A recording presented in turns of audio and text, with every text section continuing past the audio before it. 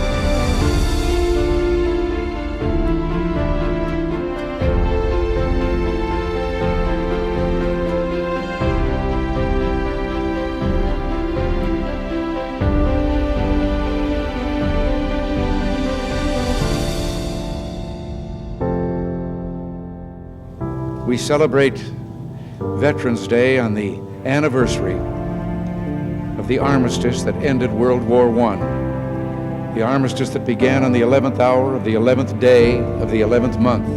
The timing of this holiday is quite deliberate in terms of historical fact. But somehow it always seems quite fitting to me that this day comes deep in autumn when the colors are muted and the days seem to invite contemplation. It is, in a way, an odd thing to honor those who died in defense of our country, in defense of us, in wars far away. The imagination plays a trick. We see these soldiers in our mind as old and wise, but most of them were boys when they died, and they gave up two lives, the one they were living and the one they would have lived.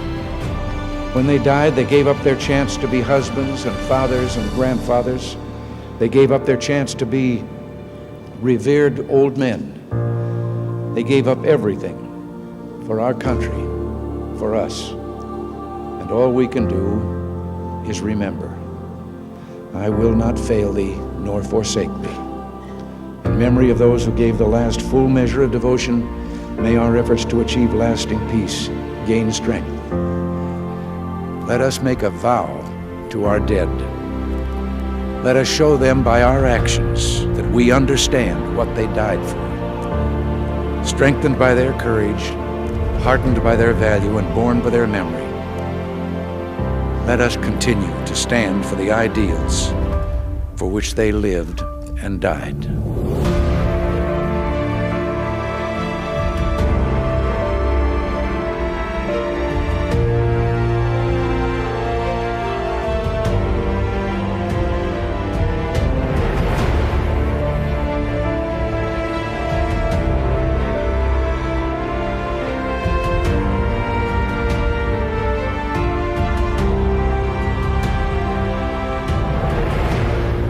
In the long history of the world, only a few generations have been granted the role of defending freedom in its hour of maximum danger.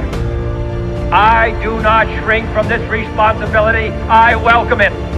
I do not believe that any of us would exchange places with any other people or any other generation.